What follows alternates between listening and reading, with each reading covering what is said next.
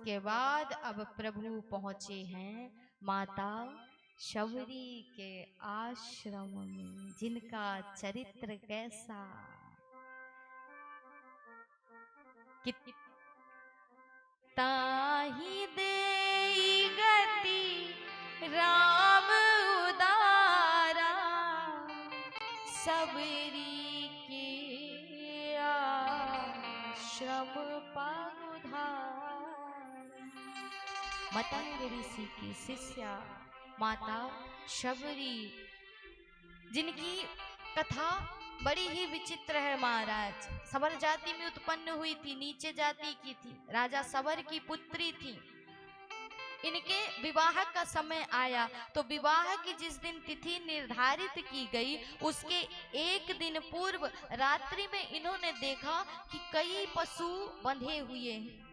तो पूछा किसी को बुला करके, दास दासियों को बुला करके पूछा कि ये पशु किस लिए लाए गए हैं। तो बताया कि महारानी आपके विवाह में इनका भोज बनेगा और सभी को पवाया जाएगा। अब सबरी ने सोचा कि इतने निर्जीव प्राणियों की, इतने मूक प्राणियों की हत्या होगी, कितना पाप लगेगा, दोष लगेगा। इसलिए सबरी ने क्या किया कि एक ही उपाय है इसका, ना विवाह होगा ना इनकी हत्या होगी। तो सबरी उठी रात्रि में और घर छोड़ करके भाग गई पंपासु। मतंग ऋषि के आश्रम के पास जाकर के इन्होंने एक वृक्ष में छुपने का स्थान बना लिया और सबरी उसी वृक्ष में चढ़ गई। सेना आई, आकर के देख करके गई, लेकिन सबरी को ढूंढ नहीं पाई। तब यही सबरी उस आश्रम में रह करके ऋषियों की क्रियाकलाप को देखा करती थी कि ये ऋषि किस प्रकार भगवान का भजन करते हैं, क्या करते हैं। जब ऋषि प्रातः कालीन उठ करके स्नान के लिए जाते थे तो महाराज ये सबरी क्या करती थी, मार्ग को साफ कर देती थी। रात्रि में ही उठ करके मार्ग को साफ कर देती थी। अब ऋषि जब नित्य प्रति स्नान के लिए जाते तो देखते कि मार्ग साफ सुथरा मिलता है। बड़ा आश्चर्य होता कि ये कार्य कौन करता है। समय बीतता गया, धीरे धीरे प्रौढ़ा अवस्था ने इन्हें ग्रसित कर लिया। अब सबरी की जो आयु थी वो बड़ी हो गई, इसलिए ये ज्यादा चल फिर नहीं पाती थी। एक दिन मार्ग साफ कर रही थी, तभी क्या हुआ कि ऋषि जाग पड़े और आकर के देखा तो क्या देखते हैं कि महाराज ये तो नीची जात की औरत है। मतंग ऋषि तो वहीं पर खड़े रहे और देख करके धन्य हो रहे हैं कि बताओ कैसी नारी। मतंग ऋषि को प्रसन्नता हुई, लेकिन अन्यत्र जो ऋषि थे वो क्रोधित हो गए और कहा कि तू नीचे कुल में जन्मी, तूने हमारा जितना भी तपश्चर्या का फल था सब निष्फल कर दिया। तूने हमें पाप का भागीदार बनाया। तेरे द्वारा सवारे गए, बुहारे गए मार्ग पर चल करके हम स्नान के लिए जाते थे, भजन करते थे, इसलिए तूने हम पर पाप चढ़ाया है।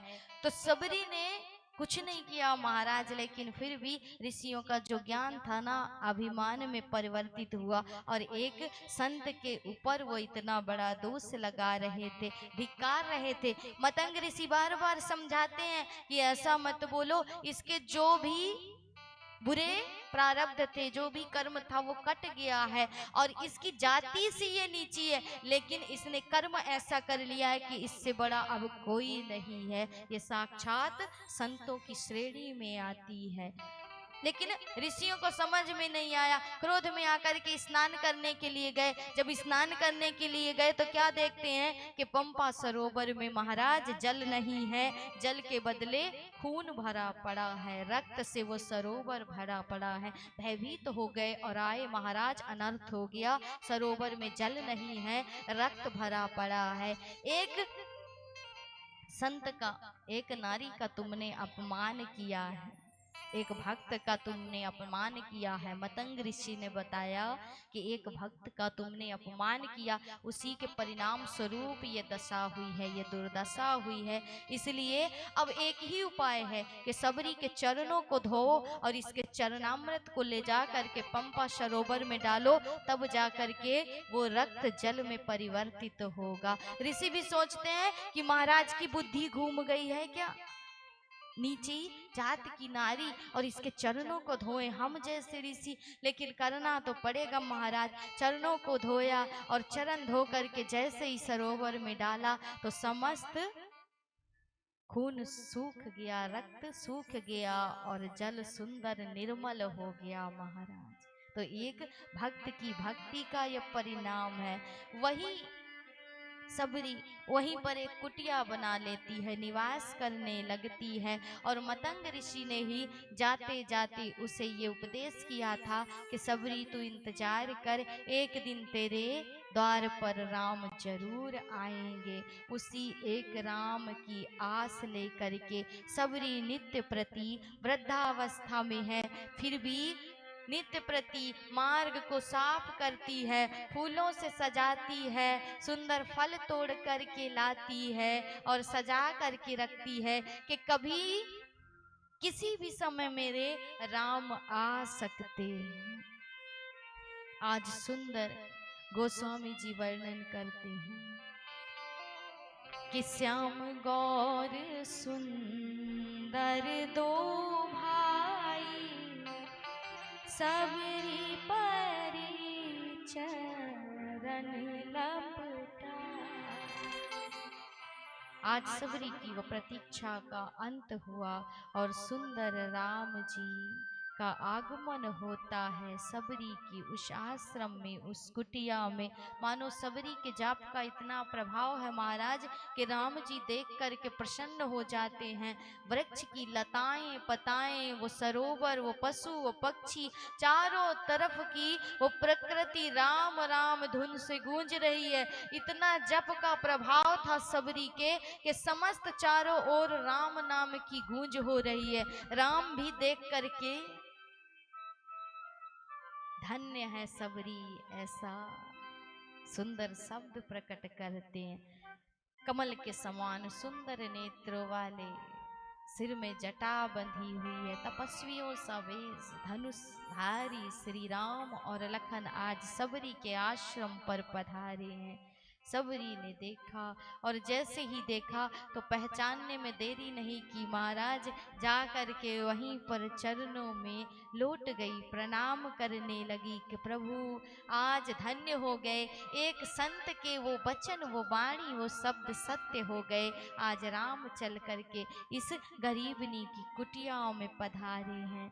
सबरी सोचती है कि चरण धोलूं प्रभु के, लेकिन पात्र नहीं है कोई महाराज, कैसा जीवन होगा। क्यों संत संत कहलाते हैं? क्योंकि जिसने संसार की समस्याओं का अंत किया और जिसने साधनों को थूक दिया, वही है साधु, वही है संत। और संत का जीवन त्याग में ही बीतता है। तो सबरी ने अपने आश्रम में एक पात्र भी नहीं रखा है। क्यों? क्योंकि एक पात्र होगा उससे आसक्तियां बढ़ेंगी, अनेक पात्रों की इच्छा होगी, इसलिए एक पात्र भी नहीं है आश्रम में। पर आज समस्या हो गई कि चरण किससे धोऊं, तो महाराज अपने हाथों की हाल बनाई है, अंजलि को जोड़ा है और नेत्रों से अश्रु बह रहे हैं, उसी से राम जी के चरण धो रही है।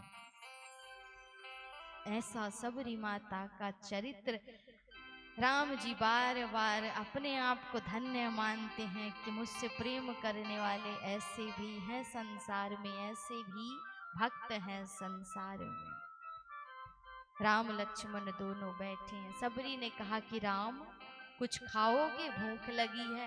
राम ने कहा कि मैया आया हूं तो जरूर खाऊंगा, भूखा तो जाऊंगा नहीं, इसलिए सुंदर बेर चुन करके लाई हैं। पहले स्वयं चखती हैं कि कहीं कड़वा तो नहीं है और फिर राम को पवाती हैं, लखन लाल को देती हैं। लेकिन लखन जी बड़ी टेढ़ी दृष्टि से देखते हैं कि भगवान को झूठा पवा रही है कैसी नारी, और भगवान पा भी रहे हैं। भगवान ने सोचा कि लखन के मन में अभी भेद है, इसलिए भगवान भगवान ने युक्ति निकाली। भगवान सबरी के चखे हुए बेर चखते और फिर राम लक्ष्मण को देते, स्वयं चख के लक्ष्मण को देते कि लखन इसे चख तो कैसा है। तो भगवान इसमें जो स्वाद है वो किसी में नहीं है, क्योंकि जिसे राम की भक्त ने चखा और राम ने चखा फिर दास को मिला, तो इसका प्रसाद कोई नहीं होगा। यहीं पर कहते हैं संतों का मत है, पुराणों में आया महाराज कि लखन लाल ने जो सबरी माता ने जूठे बैर दिए थे ना,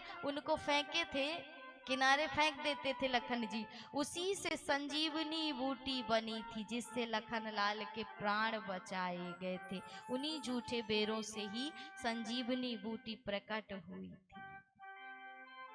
तो राम लक्ष्मण सुंदर प्रसाद पा रहे हैं। सबरी माता कहती कि राम मैं पढ़ी लिखी नहीं हूं, ऐसी जाति में जन्मी कि जाति से ही नीच हूँ, इसलिए पढ़ी लिखी नहीं हूँ। यदि पढ़ी लिखी होती तो तुम्हारी स्तुति करती। तो राम ने कहा कि कोई बात नहीं, आज तक भक्त स्तुति करता है, आज भगवान स्तुति करेंगे। आप पढ़ी लिखी नहीं हो लेकिन मैं तो पढ़ा लिखा हूँ।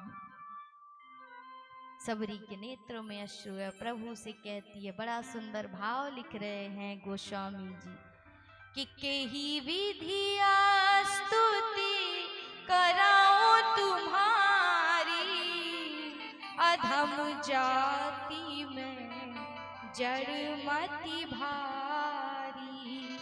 अधम ते अधम अधम अति नारी, तीन माह में मति मंद आघारी।